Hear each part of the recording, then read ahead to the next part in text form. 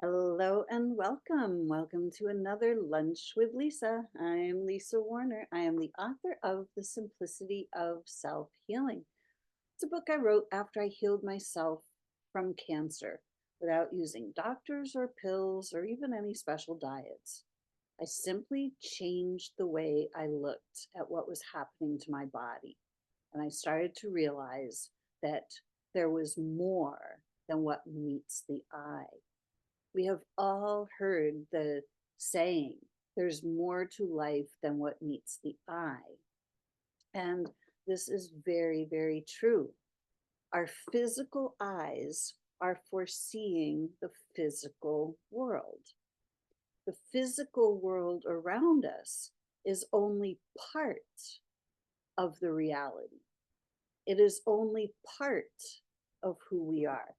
These bodies are not who we are.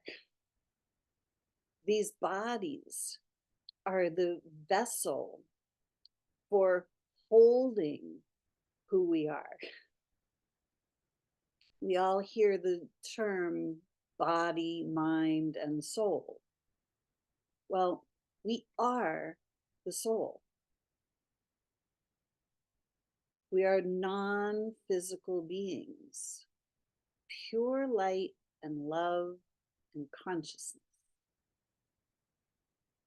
We cannot see ourselves in the mirror. We can only see our physical bodies in the mirror, these physical vehicles that we are using to have a physical experience.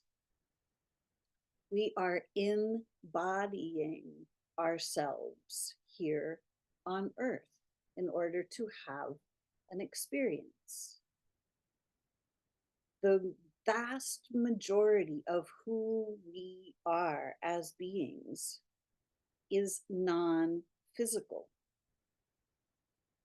Thoughts, emotions, ideas, beliefs, dreams, these are all non physical. Energy, non physical. The vast majority of us is non physical. And the non physical self is eternal. Think about that for a moment. Non physicalness is eternal, it's infinite, has no boundary, no beginning and end. It has no location. The physicalness provides the location. We are not physical beings. The body is not who we are. And when the body stops working, we simply move on to our next experience. When we end the current physical incarnation, we move on to our next experience. This means that there is no death. So here we are in the midst of the great awakening on planet Earth. And this is all part of the great awakening. It's recognizing that there is far more to us than meets the eye. And when we start to understand what the rest of us is, all of our power, all of our higher intelligence, all of the answers we've been seeking lie in the non physical. So, the vast majority of us have been trained to look only at the physicalness. We're taught if it's not physical, then it's not real. We're taught, oh, That's just your imagination. That's not real. The imagination is the tool that we use to navigate the non physical realms, the unseen realms, the realms that we do not see with our physical eyes. We can see with our imagination. How we use our imagination determines the experience that we generate for ourselves. We are each creating our own reality. And we have been taught what to create. We have been taught how to use or not use our imagination. You have to get a job. You have to pay your taxes. You have to retire at 65. You're going to get old and die. Your body's wearing out. All kinds of things that we have been taught to see, to replicate. We've been taught this is just the way life is. Well, it may be the way life is, but it's the way life is the way it is because we have created it to be that way. And we are souls with infinite creative ability. We can create anything we desire. We live in a universe of infinite possibilities. All choices are available. But if we don't realize that we have far more choices than what we have been shown to be available, we can't use those extra choices. We can't access more choices. We can't imagine not paying taxes. We can't imagine not ever having to go to the doctor and being perfectly healthy for our entire lives. These are realms of imagination that are completely accessible.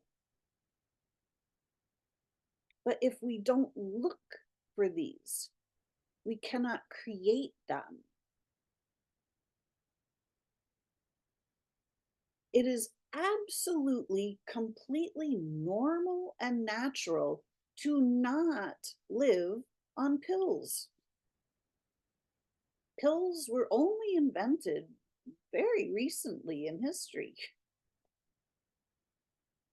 And now the vast majority of, at least of Americans, live from pill to pill to pill, thinking that this is healthy, that these pills are keeping them alive or keeping them healthy, when in fact they really don't feel well most of the time.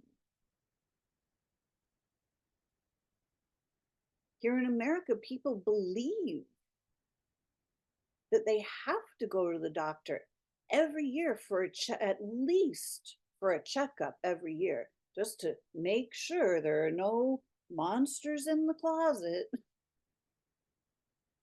But this is not actually normal. It's not natural. It has become normalized, and people think that this is natural. But really, the divine design, the way that God, source, creator created these bodies, they're created to be healthy, and they're created to actually last for hundreds of years. But we have been taught that a long life is 80, 90, maybe 100 years if you're lucky. And then curtains. So that's what most people create. That's the path that most people follow. This is the path of aging. We just slowly decline until we just vanish from the earth. We're not meant to live like this. But so we have to start to recognize that there is far more to us than meets the eye. What we see in the mirror is the physical human self. We're not seeing the soul. We're not seeing the part of ourselves that is infinite and eternal. We're not seeing the part of ourselves that has divine intelligence. We are not noticing the part of ourselves that is intimately interconnected with the mind of God, the mind of the universe, universal knowing. In these physical bodies, we have been taught to think. Think, think, think. Think, think, think, think some more, think, think, think faster, think some more. Thinking actually isn't a requirement because there's something that is beyond thinking. There is knowing. We can simply know the answer to any question we have because the soul knows all the answers. The non-physical self has a far broader view than our physical self. The physical self can only see a certain amount. The vast majority of what is cannot be seen by the physical eyes, but it can be seen by the soul, by the third eye, the eyes of our soul.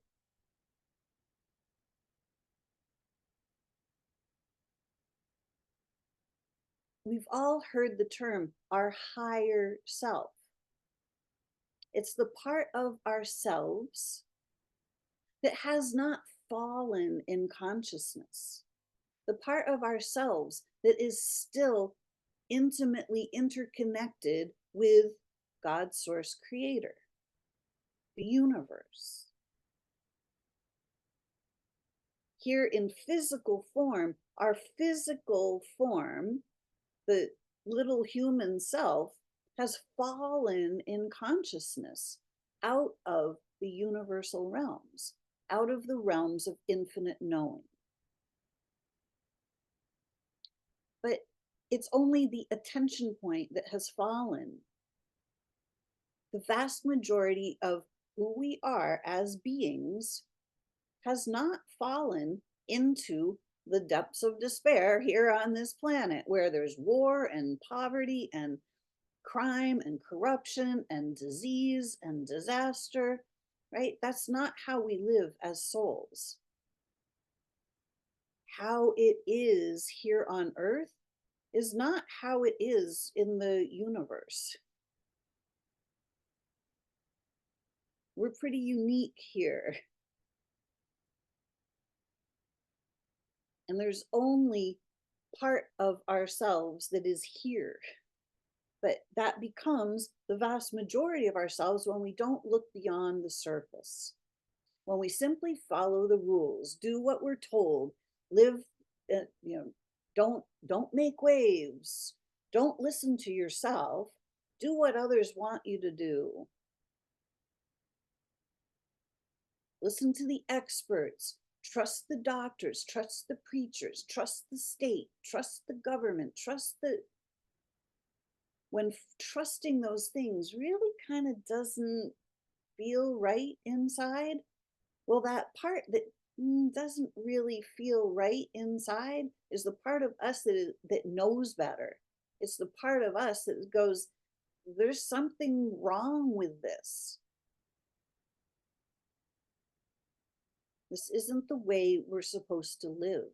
In order to be vibrant, healthy, and alive, we have to move beyond the programming. We have to move beyond what we've been taught as the physical self. We have to move beyond what we see in the mirror. We have to think better of ourselves. We have to think more of ourselves. We have to look for what's actually true inside. We have to look for who we truly are. Because currently we are all living in these fields of amnesia where we have forgotten who we are as the soul, as the non-physical self. We have forgotten that we are non-physical beings.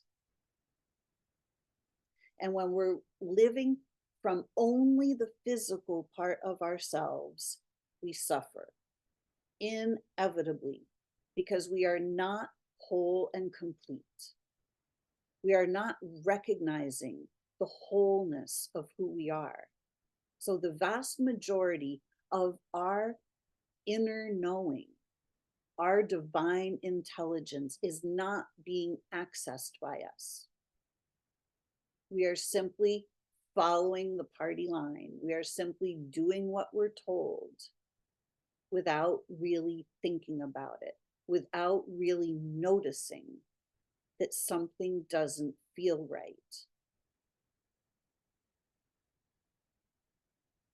When you go to the doctor, do you just love going to the doctor? And it's like your favorite thing to do. And if you had all kinds of choices of things to do, you would pick going to the doctor. Probably not, right? You'd rather be going on vacation or being outside, playing with the kids or the animals or walking in nature, right? Those are the things that are actually natural and normal to us, playing out in nature with ones that we love. Healthy, happy, vibrant, alive, free, having everything we need given to us freely from nature. This is actually the divine design. Currently, we are not living by divine design. We're living by human design. We are living by the design of those who have come before us, who have designed the way it is. Here are the rules. This is what you have to do. You can't do this. You have to do that. Never do this. Always do that. Mother, Father, God has no rules. Unconditional love is the rule, the law of nature. So when we start to notice there are two selves, the physical self and the non-physical self.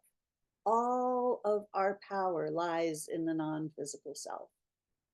All of the higher intelligence, all of the knowing how to bring our bodies back into balance, knowing how to keep our bodies in balance, knowing how to not follow the rules and still be standing in full honor and integrity, knowing how to be vibrant and alive. All of that is found in the non-physical self. So this is the time of the Great Awakening. And it's awakening to the more of who we are. It is awakening to pierce the veil between the physical world and the non-physical world. And it's simply the matter of being able to move our attention point from the physicalness, from the surface appearances, back into what's actually possible, back into the universe of infinite possibilities, and use our imagination to choose the possibilities that we would prefer to experience. Because we are grand creator beings. This is who and what we are by divine design by nature. We are creators and we are each creating our own reality. But for the vast majority of people, they're creating the reality that they're being shown, the reality that's being shown on the news, the reality that's being taught in schools and in churches and by the medical system. These are not realities that we actually need to even participate in. As grand beings of light, we have the ability to create better. We have the ability to create heaven on earth. But it's up to us. It's up to each and every one of us to start looking within. Start looking for the core essence of who we are. Start noticing the non-physical self. Start noticing when the body is talking, saying, that doesn't feel right. How many times have you made a decision because other people are kind of pressuring you to make a decision, but inside it's like, well, I don't think I should do that. But then you do it because other people want you to do it. And then you go, oh my God, I knew better. I wish I hadn't done that. It's happened to all of us. When we learn to start tuning in to that inner guidance, that still small voice within, that's part of the non-physical self. That's the soul talking directly through our bodies, sending us guidance. It's like the internal guidance system is like the GPS on your car. The soul, the non-physical self, is trying to guide us in the best direction, in the direction that's going to be most joyful, most healthy, most vibrant, fun, alive, exciting, expansive. But when we don't learn to go along with our inner guidance, we simply go with the external guidance. And the external guidance is inevitably going to be going in a different direction than our internal guidance. And it's the internal guidance from the non-physical self that holds all the answers, that holds all of our greatest joys and pleasures. It holds the knowing of how to create better. So I hope this was helpful to you today. If it has been, please let me know. Like the video, subscribe to my YouTube channel. If you'd like to know more about how to start shifting your consciousness and start stepping out of all of these systems, especially the medical system. If you'd like to learn more about that, check out my book, The Simplicity of Self-Healing. That's how I healed myself naturally, by shifting my consciousness. So thank you so much for watching today. I hope you enjoyed it. I'm Lisa Warner. I am the author of The Simplicity of Self-Healing and teacher of whole being healing, showing you how to bring all parts and pieces of yourself back together as one, so you can live your very best life as your very best self. If you'd like to know more, please check out my website at connectingyou2you.com. Until next time, create for yourselves a great week because you can. Bye for now.